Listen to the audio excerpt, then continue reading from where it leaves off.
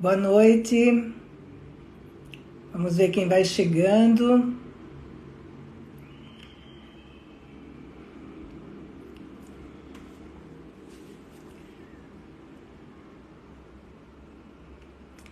Boa noite, pessoal.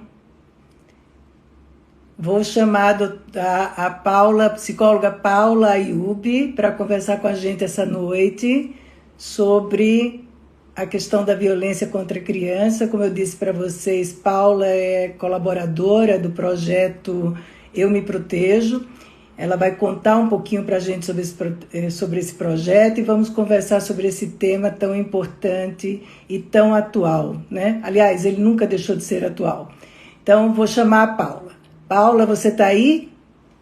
Vamos lá. Cadê a Paula? Fazia muito tempo que eu não fazia uma live. Acho que fazia uns 4 meses. Até desaprendi aqui como é que mexe no negócio. Mas eu vou conseguir. Vamos lá, Paula. Estou te esperando aqui. Vamos ver se entra aqui o Eu Me Protejo. Pronto. Solicitação. Acho que eu Opa, entrei. que bom! Conseguimos! Olha, Cada vez que eu tenho que fazer uma live, você não sabe. Meia hora antes eu começo a ter dor de barriga, porque acho que vou errar o controle. e cada um é num negócio. E a gente Isso, fica, meu Deus, qual que é o botão desse, qual que é o botão daquele? Se tivesse exato. uma plataforma só, tava ótimo, né? Mas Pois aí a é. gente tem que ficar correndo atrás. Mas cada mais deu certo, deu Deu certo. certo, estamos aqui. Estamos aqui. Muito obrigada, primeiro de tudo, por você ter aceitado esse convite. Eu sei do seu tempo, que é super corrido, mas você sabe que eu tenho uma admiração imensa por você, pelo seu trabalho. Olha, gente, a Paula é uma das pessoas que mais entende sobre autismo. E eu vou chamá-la aqui da próxima vez para falar sobre isso, viu, Paula? Vou abusar de você. Eu fico muito feliz, Blenda, muito Bom, feliz. Você é uma querida. A gente fez um curso junto, trabalhou e foi. desde então no meu coração, assim, sempre muito junto. Eu fico muito feliz e muito grata de estar aqui podendo falar dessa coisa tão hoje muito triste, mas é um trabalho que hoje é maravilhoso e muito caro para nós do Eu Me Protejo. Então, eu estou muito grata. Que bom. Então, eu queria, Paula, que você se apresentasse um pouquinho aqui para as pessoas. Olha, deixa eu te falar uma coisa. A live dura 1 hora. Sim, Um pouquinho antes, 3 minutos, eu encerro, porque senão ela cai e a gente não consegue nem dar tchau, entendeu? tá bom. Tá bom? Tá ótimo. Então, se Antes eu queria... apresenta também o projeto. Ok. Antes eu queria dizer para quem não enxerga, eu sou uma mulher branca, meus cabelos são curtos, na altura do pescoço, morena, eu tô de óculos, uma blusa branca e um blazer preto por cima e atrás de mim é uma parede branca, tá? Bom, eu sou Paula Ayuba, eu sou psicóloga de formação, terapeuta familiar e tenho há 29 anos um local para pessoas com autismo que se chama Centro de Convivência e Movimento. Estou falando de quase 3 décadas, onde a gente Uau! falava, onde a gente falava de pessoas com autismo, hoje a gente fala de autistas, né? Que é Uhum. como eles preferem ser chamados, ser reconhecidos, o que é maravilhoso. E só que o centro de convivência é para pessoas. Eu vou contar um pouquinho dessa história, Sim, que é para sim. poder me juntar junto com a Patrícia, que é a autora principal dessa cartilha e desse projeto maravilhoso Eu Me Protejo, tá? Uhum. Então, o centro de convivência, ele nasceu para pessoas que naquela época, estou falando de 30 anos, eram autistas clássicos. Então, não eram oralizados, normalmente com deficiência intelectual. Então, foi um trabalho que a gente desenvolveu praticamente de um para um, desenhando as necessidades daquela pessoa, especificamente. Então, de fato, foi um trabalho muito inovador, porque na época eram outros métodos e tudo mais. Eu entendo que ainda continua sendo, porque a gente vai pelo caminho da comunicação sempre. E em 2018, mais ou menos, a Marta Gil, que é um dos ícones aí da inclusão, me apresentou para a Patrícia Almeida, que é jornalista, que tem uma filha com síndrome de Down e autismo e morava fora do país. Uhum, A uhum, Patrícia, acho que em 2018, veio para o Brasil e uhum, estava preocupada como é que ela poderia ensinar para a filha dela a se proteger uhum. de abusos e tudo mais. Na época, eu estava com outro projeto, que é do Jovem Solidário, que a gente conversa num outro dia. E a Marta falou, conversa com a Patrícia, porque eu acho que vocês têm alguma coisa aí que vai dar samba. Uhum. E a gente conversou longamente, ela me convidou para fazer parte do grupo e estou junto com eles desde 2019. E o ano passado que a gente lançou a cartilha, tá? Que já é premiada, que é um... E é maravilhosa, que é maravilhosa. É incrível o trabalho de vocês. Incrível essa. É muito lindo, assim, é muito lindo. A Patrícia estava com praticamente todo o esboço da cartilha pronto. Ela é de Brasília. Ela foi apresentar o trabalho, conheceu a Neuza Maria, que é uma psicóloga também demais de querida. Eu não conheço pessoalmente ninguém, tá? Do grupo. Nós somos mais de 50 e trabalhamos por WhatsApp. É uma coisa assim impressionante. Eu não. É incrível. A É, gente nunca fez uma videoconferência para conversar, tudo por WhatsApp. Então, é incrível, assim. E como a gente troca e consegue caminhar, como a gente trabalha muito bem junto. Temos homens e mulheres. são habilidosos na comunicação, né? Todo dia, assim, e vamos mexendo, e é uma coisa, é outra, e a coisa acontece de fato. Então, as duas se uniram e fizeram um esboço maior, a Neuza é coautora da cartilha, e começaram a divulgar, a trabalhar e agregar pessoas, outros profissionais para contribuir e tudo mais. E foi numa desses convites que eu entrei e a gente trabalhando em cima da cartilha, qual é? Então, a cartilha, ela tem a linguagem simples. Então, ela foi pensada para pessoas com deficiência. Sim. Para que a gente pudesse trabalhar com pessoas que tivessem uma comunicação não tão funcional, não tão fluente, e que a gente pudesse, através dos sinais, fazer esse contato e ensinar para as crianças. O que acontece é que ela é tão clara e conversa tanto que crianças pequenas, a gente viu que elas poderiam ser beneficiadas também. Então, Uhum. ela é hoje para crianças pequenas e para pessoas com deficiência. Então, fizemos testes em escolas, isso muito mais o pessoal de Brasília, que trabalhou em cima, Sim. para testar com professores em sala de aula e tudo mais. Temos alguns depoimentos, temos depoimentos de jovens com deficiência intelectual ou com síndrome de Down, que fizeram, avaliaram e gostaram. Então, assim, tudo que a gente produz, agora a gente vai lançar a cartilha ampliada, ela tem mais de 100 páginas. Paula, e para adquirir essa cartilha pelo site? Pelo site, o download é gratuito, pode usar, pode abusar, pode fazer o que quiser. Ah, não tem para vender ela física, você tem que fazer Não, o. Tá bom. você Tá. tem que fazer o download. Algumas a gente tem recebido, principalmente Amazonas, Rio Grande do Sul, Rio de Janeiro, Poços de Caldas, vários locais públicos solicitando, eles estão imprimindo e estão distribuindo. Por quê? Porque eu escutei uma frase da Neuza numa live da semana passada, que ela disse assim: para nós do Eu Me Protejo, resolver isso é evitar que ele aconteça. Exato.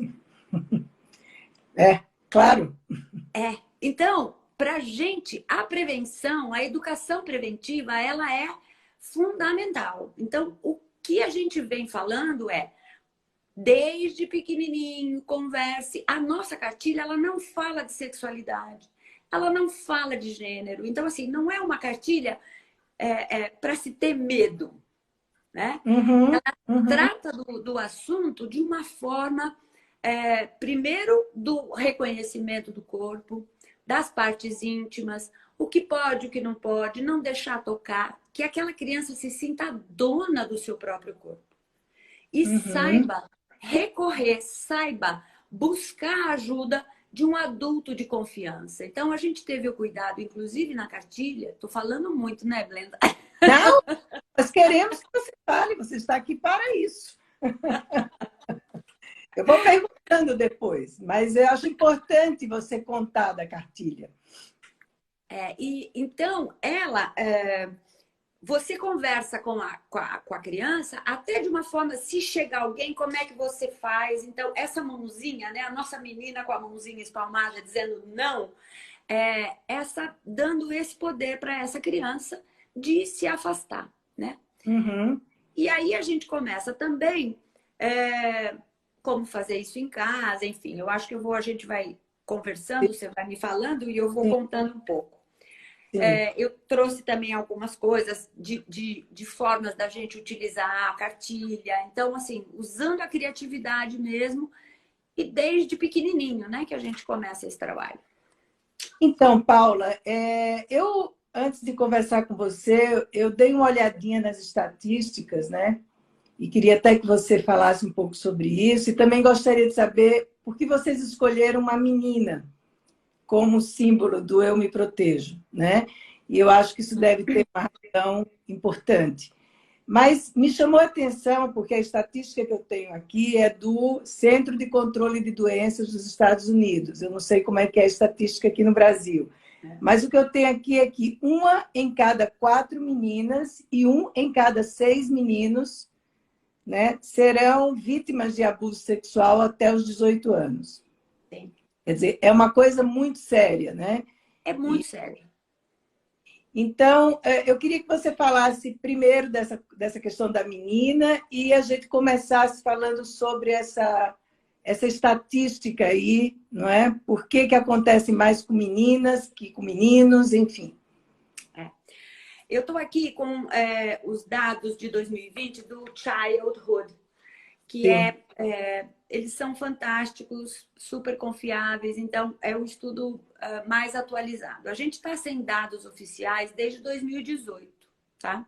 hum, Então, o que a Childhood fez foi ir atrás do Disque 100 e sim, pegar o máximo de dados e fez um estudo dos anos anteriores. Então, assim, a proporção de meninas é muito maior do que de meninos. Então, em 2011, por exemplo, era 72% de meninas contra 17% de meninos. uau, que diferença. 2019, a gente está com 82% de abuso em meninas contra 18% de meninos. Tá? Uhum. Então, de fato, a gente tem sim o maior abuso em meninas. Então, ela foi porque é o que a gente pode julgar de mais indefesa, principalmente na nossa cultura, como as Sim, coisas são feitas. A gente pode dizer, até em função da violência contra a mulher, que vem em cadeia, uma cascata, né? sim, É uma sim. cascata. Então, por isso a menina, né? A gente colocou uma menina negra porque a gente quer falar da diversidade. E Tá. a gente tem dentro da cartilha pessoas com deficiência. Então, a gente tem com síndrome de Down, Eu, na cartilha ampliada, a gente vai falar de diversas deficiências, vai falar de cor de cabelo, vai falar de jeito de cabelo, vai falar de uma série de coisas que é para as pessoas se reconhecerem e se sentirem donas de si, potentes, né? Eu não gosto muito, Blenda, do termo caíram minhas cartelas aqui. Eu tô cheia de não, cola, viu? O tema é tão importante que eu tô cheia de cola. O que eu tava você falando? também não gosta muito do termo empoderadas? Eu não gosto desse termo de empoderada. Eu gosto do termo de potência, De sabe? potência, é. Então, o empoderamento, as palavras que caem muito na boca sabe, fica falando, a gente acaba perdendo um pouco o sentido. Então, eu gosto da potência. A nossa menina, ela tem potência, né, para se colocar e conseguir impedir a violência. Então, mais ou menos. Paula, como é que é o uso dessa cartilha? E vamos dizer, uma menina de 4 anos, né, de 3 anos, como é que essa menina pode, na experiência de vocês, como é que os pais, os cuidadores, podem ensinar, a partir da cartilha, a essa menina, né, se proteger? Porque a gente sabe que o abuso começa em fases cada vez mais indefesas, né, que as crianças e continua. Então, eu queria entender um pouco isso, como é que a cartilha cria esses recursos para a gente fazer essa comunicação com as crianças nessa idade tão pequenas. Eu gosto muito de dizer que essa conversa sobre o corpo, ela começa na banheirinha logo que você sai da maternidade. Bebezinho, recém-nascido. Recém-nascido. E como diz a Patrícia, a gente não é só cabeça, ombro, joelho e pé. Né? Porque tem então, a gente, quando vai dar banho no bebê, a gente vai conversar com esse bebê e vai contar. Eu costumo dizer que educar dá muito trabalho. Que bom que você pensa assim também. Né? Dá trabalho, gente. Não é só dar comida e botar horário. Ó, agora você desliga o computador. Não, tem que saber o que está vendo no computador, tem que sentar junto no computador. Dá trabalho. Então, é poder lavar esse bebê, falar, nomear as partes do corpo, né? Você pode falar pipi, perereca, mas também dizer para essa criança que tem um outro nome quando ela for um pouquinho mais velha e dar os outros nomes, né? Mas se você vai começar, por exemplo, com uma criança de 4 anos, eu vou te falar o que eu faço lá no centro de convivência, por exemplo. Eu tenho cartelas. Então, o que eu faço? Eu faço de diversos tamanhos. Então, essa aqui é a nossa princesa, né? E eu posso ir contando historinha para essa criança com as cartelinhas. E de pedir para ela ver qual é essa parte, como chama esse, como chama aquele. Eu não preciso dar o papel na mão dela, sentar na frente dela e fazer. Eu posso fazer de uma forma lúdica. Eu posso brincar. Aqui está ele dizendo não, né? Ele não quer. Aqui está dizendo o muito cuidado. Então, eu posso fazer um jogo de memória. Sim, Eu interessante. posso fazer... então, assim, o que a gente diz, assim, como que a gente pode utilizar de diversas maneiras, dependendo da idade daquela criança, né? Não preciso só sentar. Então, quando eu vou colocar aquela criança para dormir, eu vou dizer, dá um beijinho aqui, aqui não, aqui a gente não dá beijinho, aqui a gente não põe. Então, lendo essa cartilha, compreendendo a importância dessa cartilha, eu posso transmitir para a criança da maneira que for mais confortável para mim, né? Mas posso também dar a cartilha no papel, posso pedir para ela desenhar, posso conversar. Então, são várias formas que a gente pode fazer para ter esse contato e ensinar essa criança aquilo que a cartilha está trazendo para a gente. Quer dizer, uma das coisas, me parece, mais importantes, né, é que a criança se dê conta que ela tem um poder de comunicação, de alguma forma. Ela pode gritar, ela pode pedir ajuda, ela pode contar o que está acontecendo, porque o que a gente vê é um silêncio, né? É um silêncio que perdura, às vezes, pela vida toda. Muito. A gente recebe hoje várias lives, a gente corre, né? E as pessoas... Não tem, acho que uma live que a gente não tem um depoimento de um adulto que diga eu chorei, eu me debulhei, eu lembrei, eu vi, eu fiquei em silêncio. Então, porque é uma coisa que perdura, porque gera muita vergonha, né, Blenda? Gera muita culpa. Sim. A gente escuta até hoje, mas ela estava provocando, mas ela estava... Então, assim, o corpo foi se transformando e ela foi me chamando a atenção. Então, são coisas absurdas, né? De novo, a vítima é a culpada. Sim, sim. Além de que Quando tem a denúncia, essa criança é tirada da família. Então, quer dizer, a criança é penalizada 2 vezes. Uhum. Então, esses pais, ou a mãe, bom, se eu denuncio, eu perco o companheiro, ou tiram minha filha de mim. Quer dizer, é uma coisa tão perigosa, tão dolorosa quando isso acontece, que a gente está investindo no não deixe acontecer. Sim, porque se acontece, aconteceu, né? Não tem, não é algo que prescreve, né? Ele Não, continua, né? ele continua e ele é extremamente doloroso. Ele é um Sim, processo lento, assustador por muitas vezes, né? sim, Então, às vezes as pessoas até vão deixando de tanto medo que sabe, como que eu vou enfiar minha mão nesse vespeiro? Só que é. agora, em pandemia, as crianças estão correndo muito perigo. Essa semana eu escutei um bebê com 10 meses, ele morreu e ele tinha fissuras anais, sabe? Então, assim, são tragédias. A gente tem um Henry a cada 15 minutos. Pois é, eu vi essa estatística de vocês. A gente tem um R a cada 15 minutos. Agora, Paula, muitas vezes as pessoas da família, né?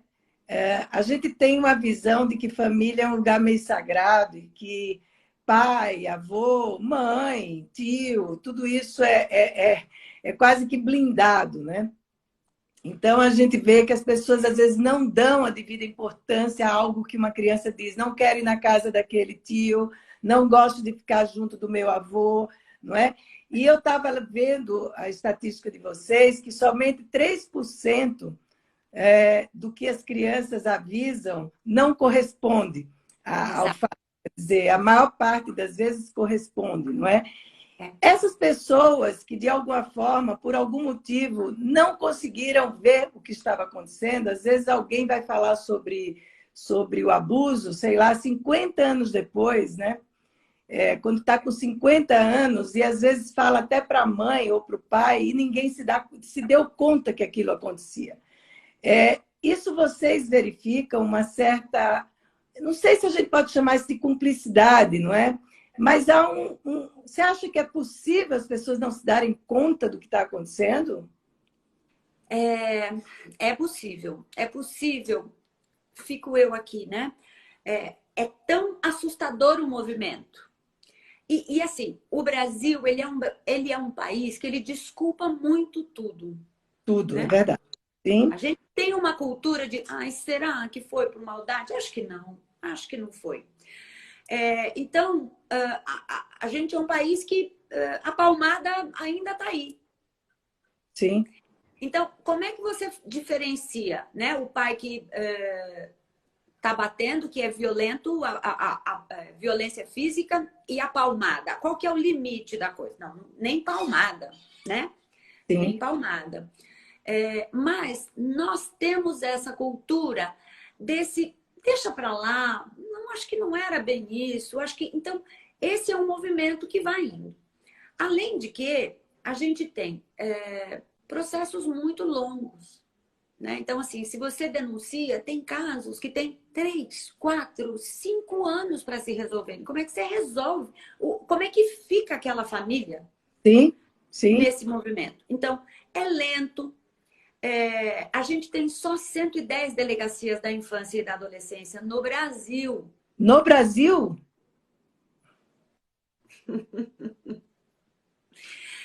Então, você vai levar a tua filha pequena numa delegacia normal, tem que fazer exame de corpo de delito. Como é que você bota uma filha de 4 anos fazendo exame de corpo de delito? Né? sim. Então, são tantas as etapas, elas são tão dolorosas que a sensação é assim, não posso nem enxergar uma coisa dessa. Tá? Tem isso de posso perder meu companheiro, ou como é que eu vou dizer isso do meu pai, ou do meu sogro, ou seja lá o que for. O que é um companheiro tão bom, é só esse o problema que ele tem. Exato. Ele deve ter bebido, ele deve ter perdido a cabeça, né?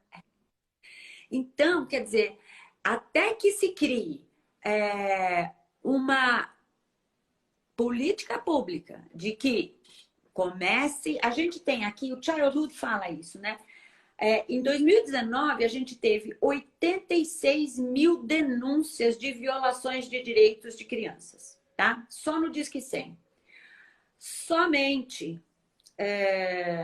cadê? O número de denúncias, ele não corresponde ao número de casos constatados. Então, as pessoas vão desistindo. Porque vê como é que o processo vai caminhando. Então, vai desistindo. Agora, se a gente consegue fazer uma força de proteção dessa criança, de entender sinais, de tentar limitar, de não deixar essa criança sozinha, de fazer, quer dizer, primeiro que tem que denunciar mesmo, não tem jeito, tem que denunciar. Mas a gente tem também que lutar por uma política pública mais eficiente, mais eficaz para esses casos, porque é muito sofrimento. Sim, com celeridade desses processos, né? Exatamente. E muitas vezes tem a pessoa falando, a Paty Lucas falando, né? Quer dizer, não tem uma rede de apoio, muitas vezes, né? Para ver essa denúncia. E algumas famílias nem denunciam, quer dizer, esses 85 mil, né, denúncias, deve ser muito mais que isso, né? Porque as pessoas não denunciam. E você considera que mesmo depois, vamos dizer, de adultos, vamos dizer, uma menina com 20 anos, com 25 anos, que ela chega a contar isso, que são casos que a gente vê o tempo todo, quer dizer, essa é uma situação que ela precisa ser revelada, né? Ela precisa ser falada, em qualquer tempo da vida. Em qualquer tempo da vida, ela precisa, é como se fosse uma catarse. E a gente teve no grupo uma pessoa que contou que levou não sei quantos anos, eu já me esqueci agora, mas que eles foram até o fim e conseguiram provar que havia tido a violência mesmo e a pessoa foi condenada. Então, assim, a sensação de, pelo menos, essa questão mais racional, ela fica resolvida, né? Sim. Isso foi um crime, isso é um crime. Porque o que fica para o lado de cá, principalmente se ninguém olha, acho que eu estou fazendo alguma coisa errada, acho que eu estou... Então, minha mãe vai brigar com meu pai, ou vão brigar, tal. Tem muito isso. E a criança vai guardando aquilo, vai guardando aquilo.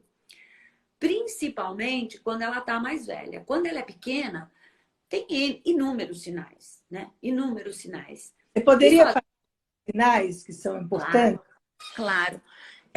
Esses sinais sozinhos, eles são sinais e podem ser relacionados a várias coisas. Mas quando a gente fala de uma gama deles, a gente está falando que precisa ser observado, tá? Precisa, quando você for deitar a criança, o melhor horário de conversar com a criança é quando vai botar a criança para dormir, né? Conversa, pergunta alguma coisa e tal. Ou dá uma caneta, um lápis e um papel para a criança que ela te conta tudo, né? Então, a gente tem, e a gente não pode... Uma das nossas preocupações é essa, assim, porque a pandemia, ela está trazendo sequelas enormes, né? Muito. Para os adultos também. Então, a gente tem adultos mais estressados e que acaba gerando mais violência também, tá? Mas a gente também tem crianças mais ansiosas, crianças que mudaram o comportamento, crianças que estão mais isoladas. Então, a gente tem. O nosso receio é que esses sintomas se confundam.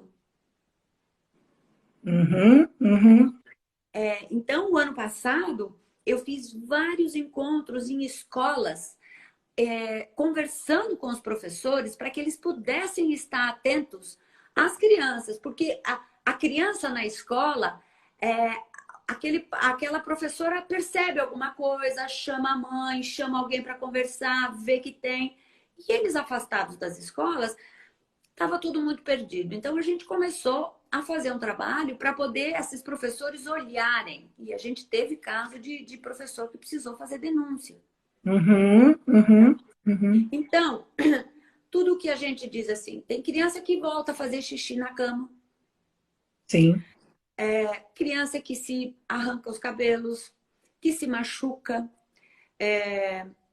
Isso é legal a gente falar, até pensando em autistas não oralizados, que às vezes a gente acha que são sinais de automutilação, e às vezes, se está muito mais agravado, pode estar denunciando alguma coisa. Então, a gente precisa olhar, né? Nesse contexto que a gente está hoje, com agressor e vítima dentro da mesma casa, a gente precisa olhar com muita atenção, né? Sim. Então, esses são os mais graves, né? Quando a criança está mesmo desesperada, então tem vômito, pode ser perda de apetite ou o contrário. Qualquer comportamento que muda muito radicalmente é um sinal. Então, às vezes, começa a falar palavrão do nada e não falava antes. Às Sim. vezes, pega a boneca e começa a brincar com boneca sem roupa, coisa que não fazia. Diz, aonde que aprendeu isso? Sim. Tá? Então, primeiro que a gente tem que estar sempre de olho grande em criança, né? É o que eu falo. Dá trabalho. Temos que olhar, temos que ver o que está fazendo e tal. E às vezes começa a falar palavras que não estavam antes no repertório daquela criança. E então é poder ficar atento. Às vezes não é que aprendeu com o primo, ou aprendeu na TV ou no YouTube. Não. Está acontecendo uma violência, né? E essa criança está aprendendo ali em loco, né? Então, a gente precisa ficar atento. Mais isolados, às vezes tem criança que não quer falar, criança muito pequena se fecha, né? Não quero, você citou isso, não quero ir na casa do fulano, não quero ver, não quero beijar. Quando chega um tio, por exemplo, a criança se esconde atrás e diz não quer beijar, e os pais forçam, né? Não vai lá beijar o seu tio, que falta de educação. Não é. A criança, a gente tem que respeitar, porque é o corpo dela. Claro. Né? Então, se a gente força esse tipo de coisa, a gente está dizendo que ela é obrigada a fazer uma coisa que ela não quer com o corpo dela. Então, a gente precisa prestar atenção nas nossas falas também, nas nossas atitudes, para poder oferecer essa potência para aquela criança. Agora, pensando que, vamos dizer, o primeiro lugar, né, de criação do ego da gente é o nosso corpo, né? O corpo da gente é o primeiro sinalizador de alguma dor, de fome, de frio, desde lá quando sai da barriga, né? Me dá uma impressão, e acho que sim, que aprender a cuidar do corpo é também aprender a cuidar da mente. Quando você cuida do seu corpo, você cuida da sua mente, né? Porque ela vem depois, vamos dizer, sei lá. Então, porque o abuso ele também pode vir em forma de abuso psicológico, né? De palavras, de ameaças, de uma série de coisas, não só a corporal. Então, essa cartilha, quando eu li, eu pensei, puxa, mas isso aqui previne vários abusos, né? E previne também que a pessoa aprenda a dizer não para várias coisas da vida que ela não queira, né? Porque a gente tem uma cultura que não aceita muito nãos, né? A gente tem que concordar, a gente tem que ser político, a gente tem que ser polite, a gente tem que ser educado. E as crianças muitas vezes não querem falar, mas os pais obrigam, né? Vai lá, dá um beijo, dá um abraço, fica quietinha. Então, eu acho que é um trabalho muito mais amplo, né? Em termos de saúde mental, de desenvolvimento de saúde mental. A gente acredita nisso também, até porque a gente começou pensando, quando se começou, a gente estava pensando em pessoas com deficiência. Então, essa necessidade dessa aceitação, de dizer o não quando eu não quero alguma coisa, né? De poder. Então, ela está muito presente nesse processo, nesse trabalho todo. E a versão ampliada, ela fala disso também, né? Quando a gente coloca aquela infinidade de cores de olhos para a pessoa olhar, é para ter essa referência, meu olho está aqui, né? É representatividade mesmo. Então, eu acho que a gente entra num processo, a humanidade, eu imagino e espero que sim, a gente entra num processo de transformação, né? A gente precisa entrar nesse processo de autoaceitação, Outro dia eu falei isso para um paciente meu, a gente precisa entender qual é o nosso tamanho, né? Uhum. Porque senão a gente fica ou querendo alcançar uma coisa que tá muito alta, ou a gente fica rastejando e, né? Qual que é o nosso tamanho? E esse é o nosso tamanho, olha como, que feliz, né? Que eu Uhum. tenho em estar desse tamanho. Então, eu acho que a cartilha traz isso como um ganho secundário, dessa coisa de você se reconhecer ali, se fazer e se sentir feliz com o que você é, né? O jeito Sim, que é o seu cabelo, enfim. sim, como é que é o seu corpo, se você é alto, baixo, quer dizer, Isso. tudo ali, todo mundo tem o direito de se proteger e de, né, dizer não. Exato. Agora nesse projeto, vocês também atendem pessoas, vocês também recebem pedidos de atendimento, ou pessoas que ligam para pedir orientação, o que fazer? Isso sim. A gente pensou uma época em tentar ajudar, porque logo no início mesmo, e principalmente no início da pandemia, teve uma demanda grande. Mas é impossível, né? Principalmente porque a gente é um trabalho que tem que ser presencial mesmo, né? Não Sim. dá para eu conversar com uma família ou com uma criança violentada por aqui. Uhum. Então essas coisas acabaram não acontecendo. Tem essa demanda e o que a gente faz é tentar mapear para onde essas pessoas podem ser encaminhadas, tá? Caminhado. Uhum. Então, quando é possível, a gente conversa com elas, normalmente adultos e tal, a gente conversa, ouve, é, enfim. Agora, crianças e as famílias, a gente faz esse processo de encaminhamento mesmo, né? Mas a Uhum. gente recebe, sim. Uhum.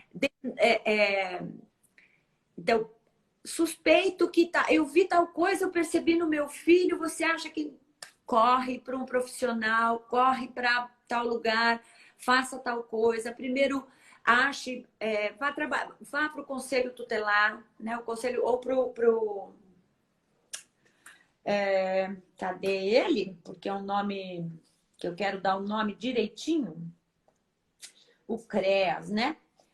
Que é o Centro de Assistência Social. Sim. Então, vá e peça um profissional para poder conversar, porque até a conversa com a criança, ela tem que ser de um especialista, não é qualquer profissional que pode pegar essa É. criança. Isso eu acho importante frisar, não é? Que, claro que tem um papel importante aí, como você falou muito bem, de políticas públicas e tudo mais, mas precisa ter pessoas treinadas, né? Que tenham experiência, que saibam abordar a criança. Não é qualquer pessoa que vai sentar e vai conversar com essa criança, né? E que tenha Exatamente. recursos, né? Para que essa conversa possa ser uma conversa principalmente de continência, né? De apoio, de que a criança se sinta segura. Exato. E tem todo um protocolo, né? Que precisa ser feito para que essa criança, para que não induza essa criança a responder sim ou não, isso ou aquilo, né? Uhum. E o Disque 100 funciona e encaminha. E você pode fazer essa denúncia anonimamente, tá? Então, é uma coisa que, assim, ele funciona, ele é do Ministério da Mulher, da Família e dos Direitos Humanos e ele está funcionando muito bem e está fazendo os encaminhamentos necessários.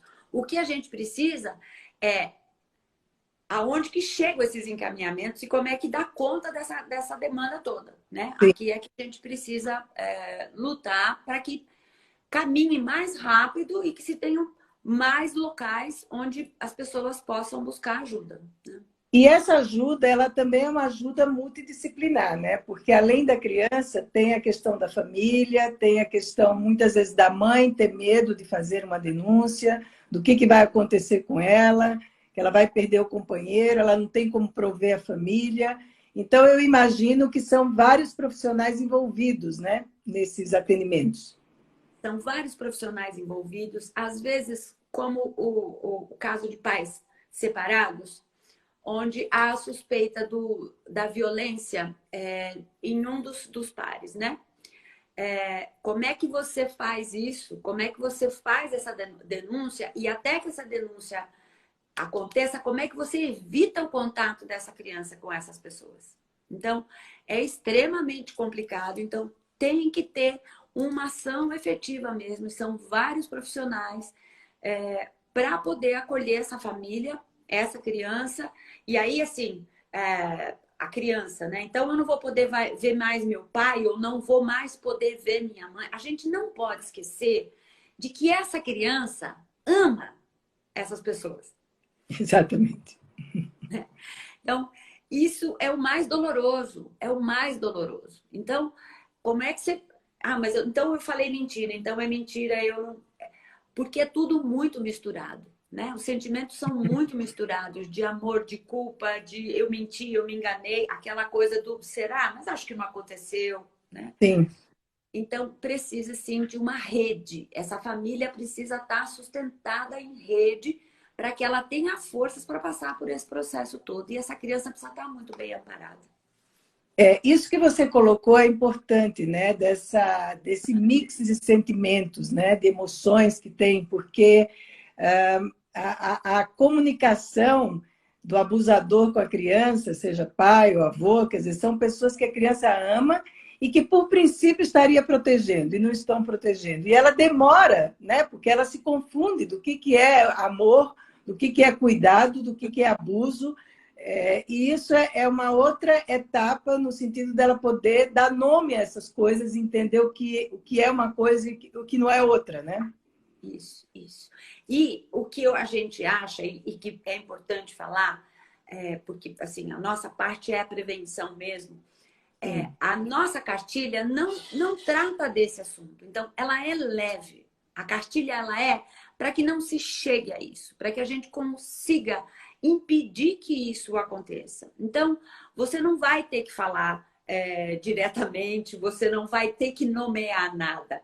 Você pode tratar essa situação ludicamente, de uma maneira simples, para que isso não aconteça. Então, para a gente, o mais importante, Brenda, é que a gente consiga convencer os pais a conversarem com essas crianças, a prevenirem esse tipo de ação. Porque uma criança dessa... Eu vou contar uma historinha muito pequenininha para você da minha filha. Uhum. Ela, de pequenininha, eu sempre fiz esse processo. Eu era uma cartilha ambulante com a minha filha. E eu dizia para ela, quem é que pode pegar na Rafa? Ah, mamãe, o papai, a fulaninha. Então, mas não pode machucar, não pode... Tá. E se alguém estranho tentar fazer alguma coisa com você? Eu grito, né, mamãe? Você grita. Você grita e sai correndo. Tá bom, mamãe. Ok. Bom, estávamos num condomínio na praia, brincando. E ela conheceu um garotinho. E estavam brincando e deu vontade nela de ir no banheiro. E a casa do garotinho era o mais perto para ela. Eu estava ali também. E ela foi. Blenda, eu escuto um grito.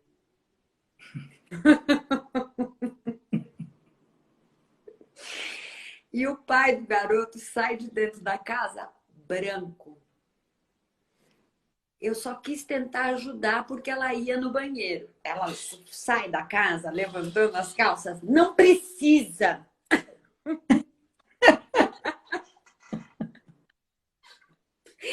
É isso mesmo. É isso! Eu fui lá e eu falei, isso mesmo, minha filha, é isso mesmo. Dê quantos gritos precisar. Não é para tocar em você. Nem que você tenha que sair, eu tenho que te dar banho, mas não é para tocar em você. Sim. Então, assim, aquele homem ficou lívido, né, com a reação dela, que é exatamente essa. O grito que ela deu, o condomínio inteiro escutou, Brenda, né? Então, funciona. Se a gente diz com toda a nossa verdade, explicando, funciona.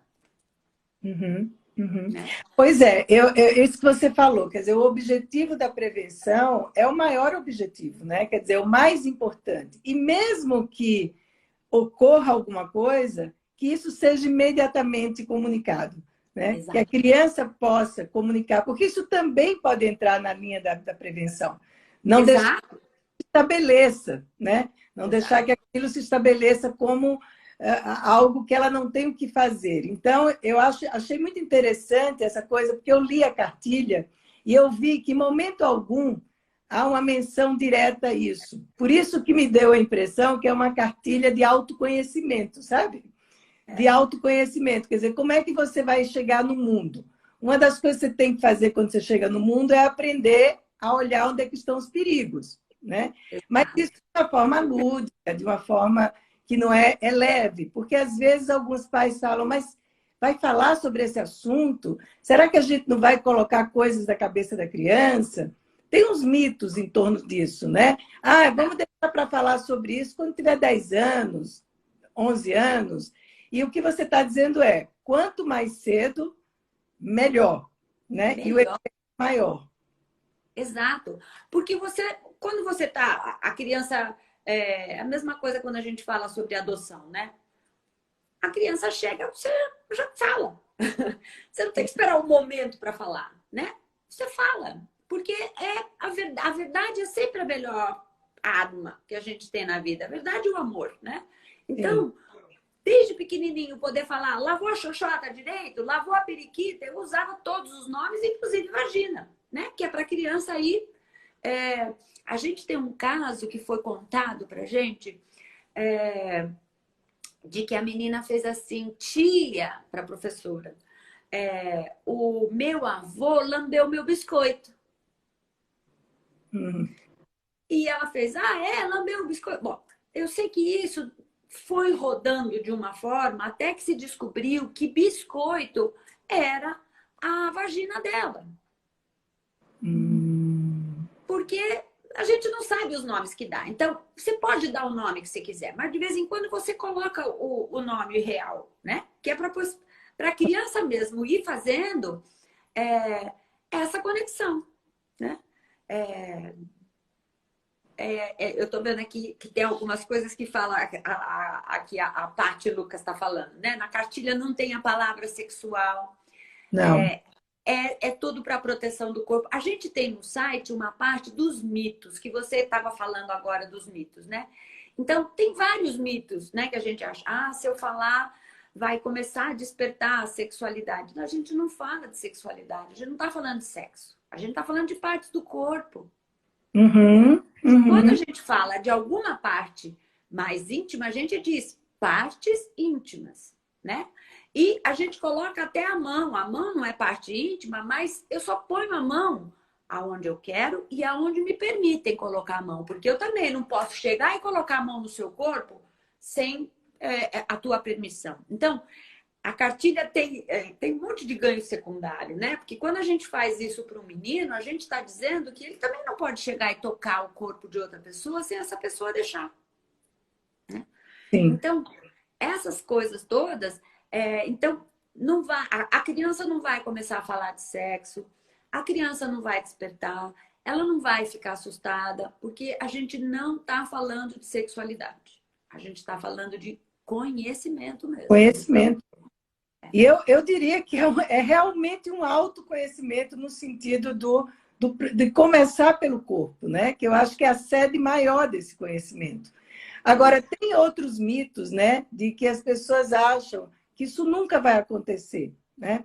E que isso ocorre em camadas mais pobres da população. Isso não é verdade, não é? Quer dizer, isso a gente encontra em qualquer lugar, né? A gente encontra em qualquer lugar. Hoje em dia a gente encontra, tem muita gente que tem um padrão de vida bom, mas ou está preso em casa porque não pode sair, está trabalhando em casa, está mais estressado e acaba acontecendo. Então a gente tem, por exemplo, e eu estou falando sempre assim, o parceiro, o homem, mas isso a mulher também pode ser, né? Sim. Quem comete a violência. Mas essas pessoas em casa, de todos os níveis, se essa pessoa é mais explosiva, mais violenta, se ela está mais propensa a isso, ela pode desencadear na violência da criança. Então, em todas... o que aconteceu agora mostra que não é a camada social mais vulnerável que tem isso, né? Então, a gente fala de ambientes vulneráveis. Os ambientes vulneráveis uma família que perderam o emprego e perderam a renda. Uma criança deficiente dentro de casa, porque parou tudo, né? Aham, aham. Todos os programas pararam. Então, essa criança dentro de casa, ela pode até desenvolver comportamentos mais agressivos, mais de ansiedade e tudo mais. Então, as pessoas perdem mais a paciência, né? Uhum, Então, elas estão mais propensas a sofrer uma violência física dentro uhum, de casa. Então, uhum. tudo isso é ambiente de vulnerabilidade. Então, não é só uma questão da camada social, é o contexto que aquela pessoa está inserida. Uhum, uhum. Sim, inclusive nem depende também de educação, né? Olha só o que aconteceu. Quer dizer, é muito mais da vulnerabilidade, dos transtornos, né? Que o adulto Exato. carrega também, porque às vezes você está numa família de pessoas que têm transtornos, independente até da pandemia, porque você acha que a pandemia, esse convívio, essa imersão familiar, né, faz surgir essas coisas, mas também algo já acontecia antes, não? Ah, sim. Ah, Né? sim. Ah, sim. Então, era aquele cuidado, por exemplo, algo já acontecia, mas de alguma forma tinha, por exemplo, a criança ficava o dia todo na escola, chegava junto com a mãe. Quer dizer, o tempo de perigo, entre aspas, era muito menor do que hoje. Sim, Tá? o tempo é Então, maior. exato. Então, hoje o tempo é maior e essas coisas todas que a gente está dizendo, dessas sequelas todas e vai aumentar e que a gente não sabe que sociedade a gente vai ter quando as portas se abrirem, né? Claro. Porque está muito difícil mesmo. Então, essa, essa engrenagem aqui, ela está propícia para a violência. Então, é o momento das pessoas conversarem, é o momento de falar do corpinho, de fazer um joguinho, de fazer um desenho e tudo mais, até para que, se tem um violentador ou um violador ou um nome que a gente quiser dar dentro de casa, ele pode dizer, opa, o que está acontecendo aqui? Né? Sim. De alguma forma, esse assunto sendo levantado, ele, as pessoas até que olham um pouco mais e dizem, bom, vamos tentar pelo menos ser mais cuidadoso aqui. Né? Porque Mas o fala. silêncio só beneficia o violador, né? O abusador. Não Exatamente. beneficia mais ninguém, só essa pessoa, Exatamente, né? exatamente. Então, a gente vê aquele caso triste demais que aconteceu, tantos sinais que aquela criança deu. Tantos. Se a gente não legitimar esses sinais, se a gente não ouvir essa criança, acaba acontecendo uma coisa dessas, né? E assim, isso pode não ter, a morte pode não ter sido o pior que ela viveu, Brenda. Isso é que é Não, horrível. sim. Eu imagino as torturas que essa criança viveu e que depois dela outras foram aparecendo, não é? Quer dizer, eu duvido muito que uma criança não dê sinais. Agora, nem todos os adultos conseguem ler os sinais ou se interessam em ler os sinais. Ou também estão envolvidos em situações de violência e banalizam alguns, Exato. né? Agora, Paula, a gente já está quase terminando. O que que você diria agora para as pessoas que estão ouvindo, nesse momento de pandemia, com as crianças em casa? O que que você sugere, né, que os pais, além, eu acho que ter acesso a essa cartilha é uma bênção, né? É uma coisa que depois eu vou deixar o site para as pessoas acessarem, mas tem o Instagram de vocês. Mas o que você sugere que as famílias, nesse momento, façam mais para se prevenirem de situações de violência, né, dentro da família? Não só físicas, mas também verbais, não é? Psicológicas, enfim. É, se elas tiverem condições de se afastar, né? Se algo for muito grave, precisa se afastar, não tem muito jeito. Procurar um parente, um amigo próximo. Se tiver medo, poder dizer: preciso sair um pouco, preciso descansar e poder levar essa criança para fora, denunciar, né? Não tem jeito, diz que sem, denunciar, procurar ajuda o mais rápido possível de especialistas, né? Para olhar isso. Com a criança, prestar atenção nessa criança, né? Ouvir cada queixa, né? Não quero entrar, não quero ir lá, não quero. Tem um motivo, né? A gente precisa entender. Pode não ser até esse motivo, Sim, mas qual é o motivo, né? sim. Vamos ouvir. Então, assim, criança tem voz e precisa ser ouvida. Outra expressão que eu não gosto é dar voz. A gente não dá voz para ninguém, a gente só ouve, né? Voz desde bebê ela tem voz. Né? Ouvir e legitimar a voz dessa criança. Sim, Né? Então, sim. poder entender, poder estar junto, acalentar, pedir perdão Sim. e exercer a nossa função materna e paterna de proteção até as últimas consequências, né? Que é o que a gente tem e é o que a gente pode fazer.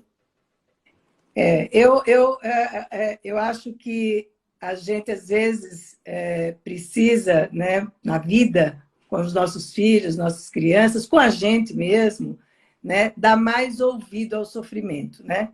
Às vezes a gente tem uma legião de coisas, de livros, e fala com um, fala com outro, mas às vezes você não ouviu o sofrimento, né? E todos nós temos algum, imagine uma criança, né? E eu acho que isso que você falou é perfeito, né? Não é dar voz à criança, é dar ouvidos à criança, né? É ouvir o que ela está dizendo e poder ir atrás, verificar o que está acontecendo. Porque pode ser outras coisas que também estejam dando sofrimento a ela, né? É isso Bom, mesmo. Paula, você gostaria de deixar alguma mensagem para as pessoas agora que a gente está terminando? Eu acho que a gente cumpriu. Fico muito grata que eu consegui falar tudo, porque é tão importante tudo isso. Eu me sinto sempre com uma responsabilidade enorme nas mãos quando eu falo do eu me protejo. É um assunto que eu estou mergulhando agora, começando agora, né? Então, eu acho que assim, os pais precisam estar presentes, mas não é presença física, não é.